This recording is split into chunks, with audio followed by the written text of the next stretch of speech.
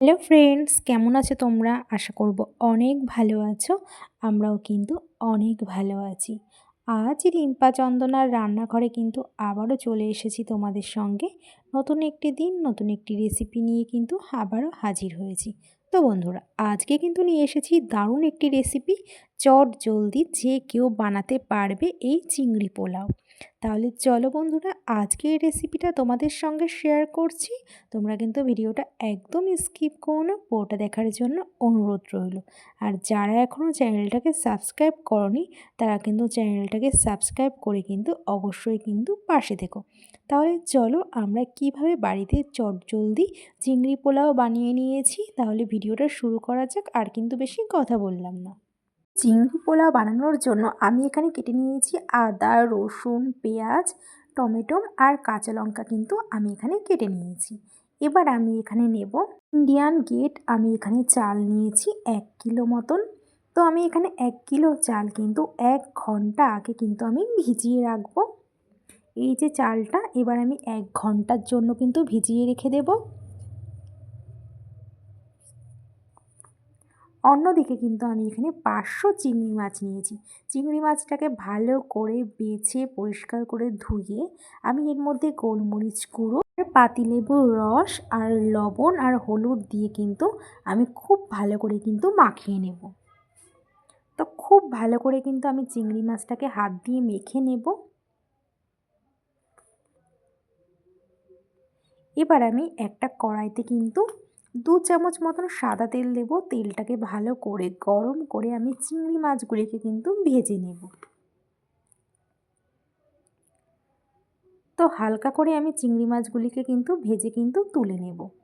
তো ভাজাটা হচ্ছে, অন্যদিকে একটি হামানদিস্তাতে আমি এখানে নিয়েছি এলাচ, লবঙ্গ আর দারচিনি। এখানে 8টা মতন এলাচ নিয়েছি, লবঙ্গ নিয়েছি 6টা আর দারচিনি নিয়েছি 2টো, বড় দেখে নিয়েছি দারচিনি। তো এগুলিকে ভালো করে আমি হামানদিস্তাতে গুঁড়ো করে নেব। আর এদিকে আমাদের চিংড়ি মাছটাও কিন্তু ভাজা হয়ে গেছে, আমি কিন্তু তুলে দিয়েছি। এবার ওই চিংড়ি মাছ ভাজার তেলেই কিন্তু 4 চামচ মতন আমি ঘি দিয়ে দেব। আর 3টে আমি এখানে তেজপাতা দিয়েছি। আর থেতো করে রাখা কিন্তু গরম মশলা আমি দিয়ে দেব, গরম মশলা গুঁড়োটা। তো হামানদিস্তাতে আমি থেতো করেছিলাম সেই গরম মশলা গুঁড়োটা দিয়ে দিয়েছি। আর বেশ খানিকটা কিন্তু কিশমিশ আর কাজু বাদাম দিয়ে একটু ভালো করে ভেজে আমি কিন্তু পেঁয়াজ কুচি দিয়ে দেবো। 2টো বড় সাইজের কিন্তু আমি পেঁয়াজ এখানে কেটে নিয়েছি। তো ভালো করে কুচি করে এবার কিন্তু আমি দিয়ে খুব ভালো করে কিন্তু ভেজে নেব। বেশ লাল লাল করেই কিন্তু পেঁয়াজটাকে কিন্তু ভেজে নিতে হবে। তো দেখো পেঁয়াজটা কিন্তু আমাদের ভাজা হচ্ছে।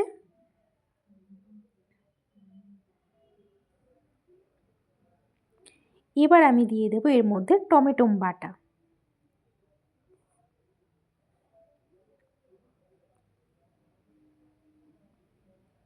তো টমেটো বাটাটা দিয়ে কিন্তু খুব ভালো করে পেঁয়াজ বাটার সঙ্গে আমি ভালো করে মিশিয়ে নেব।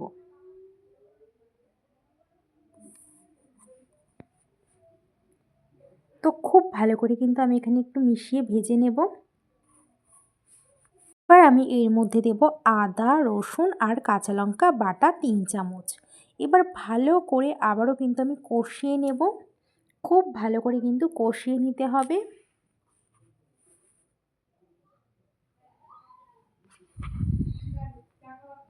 তো কষানোটা কিন্তু ভালো করে করতে হবে। এবার আমি এর মধ্যে দেব কিছু গুঁড়ো মশলা। 1 চামচ মতন হলুদ গুঁড়ো, 1/2 চামচের বেশি আমি জিরে গুঁড়ো দেব, 1/2 চামচ ঝাল লঙ্কার গুঁড়ো, স্বাদের জন্য লবণ দিয়ে আমি কিন্তু ভালো করে কিন্তু কষিয়ে নেব। তো খুব ভালো করে কিন্তু কষিয়ে নিতে হবে। এবার আমি এদিকে চালটা আমি কিন্তু 1 ঘন্টা আগে ভিজিয়ে রেখেছিলাম। ভিজিয়ে রাখা জল ঝরানো চালটাকে কিন্তু আমি দিয়ে দেব কড়াইতে। আর এদিকে কিন্তু এটা খুব ভালো করে কিন্তু কষানো হয়ে গেছে।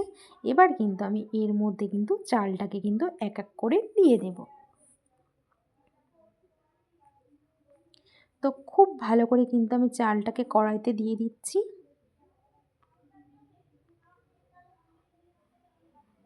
খুব ভালো করে কিন্তু মিশিয়ে নিতে হবে চালটাকে। চালটাকে খুব ভালো করে মশলার সঙ্গে আগে মিশিয়ে নিতে হবে।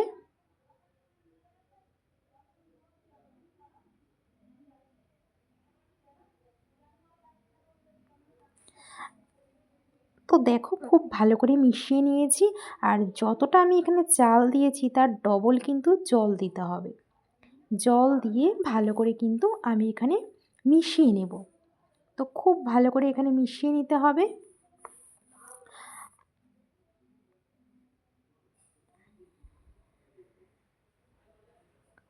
খুব ভালো করে মিশিয়ে নিচ্ছি। আর আমি এখানে আগে টক দই দিতে ভুলে গেছিলাম, এর জন্য আমি পরে টক দইটা দিয়েছিলাম, তোমরা আগে দিতে পারো। এবার খুব ভালো করে মিশিয়ে আমি কিন্তু ঢেকে রেখে দেব 10 মিনিট। 10 মিনিট বাদে ঢাকনা তুলে 70% মতন হয়ে যাবে। তো 70% মতন এখানে কিন্তু হয়ে গেছে। এবার যে যেমন মিষ্টি খেতে পছন্দ করেন সেরকম অনুযায়ী কিন্তু আপনারা চিনি দেবেন। তো চিনির পরিমাণটা কিন্তু আপনারা আপনাদের মাপ অনুযায়ী দেবেন। তো আমি এখানে চিনি দিয়েছি। এবার একটু ভালো করে নাড়াচাড়া করে আমি এখানে দিয়ে দেব গোলাপ জল, একটু কেওড়া জল আর একটা জায়ফল কিন্তু আমি এখানে ক্রাশ করে দেব। এবার খুব ভালো করে কিন্তু মিশিয়ে নিতে হবে।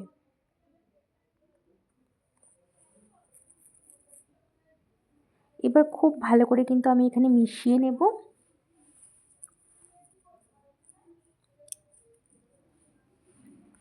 খুব ভালো করে আমি এখানে মিশিয়ে নিচ্ছি। দেখো খুব ভালো করে কিন্তু মিশিয়ে নেওয়া হয়ে গেছে। এবার আমি ভেজে রাখা চিংড়ি মাছগুলিকে কিন্তু ওপর থেকে আমি দিয়ে দেব। লো আছে 5 থেকে 7 মিনিটের জন্য আমি ঢেকে রেখে দেব। 5 থেকে 7 মিনিট পর আমি কিন্তু ঢাকনা তুলেছি। দেখুন আমাদের কিন্তু তৈরি হয়ে গেছে চিংড়ি পোলাওয়ের রেসিপিটা। এবার কিন্তু একটু ভালো করে কিন্তু আমি এখানে নাড়াচাড়াটা করে নেব।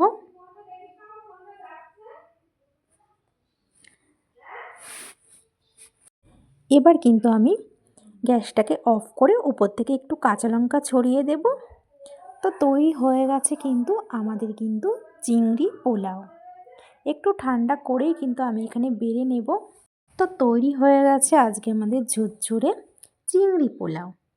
তো বন্ধুরা কেমন হয়েছে আজকে আমাদের এই চিংড়ি পোলাওয়ের রেসিপিটা? দেখুন কতটা ঝুরঝুরে হয়েছে। এবার কিন্তু আমি একটি থালাতে কিন্তু বেড়ে নেব। তো তোমাদের সঙ্গে শেয়ার করছি। দেখো এখানে আমি সুন্দর করে সাজিয়ে নিয়েছি। দেখুন আমি এখানে বেড়ে নিচ্ছি থালাতে। তো বন্ধুরা কেমন লাগছে আজকে আমাদের এই চিংড়ি পোলাওয়ের রেসিপিটা? আজকে এই রেসিপিটা যদি তোমাদের ভালো লেগে থাকে তাহলে কিন্তু অবশ্যই একটি কমেন্ট করে জানিও যে তোমাদের কেমন লেগেছে। আর অবশ্যই কিন্তু লাইক সাবস্ক্রাইব করে কিন্তু পাশে থেকো।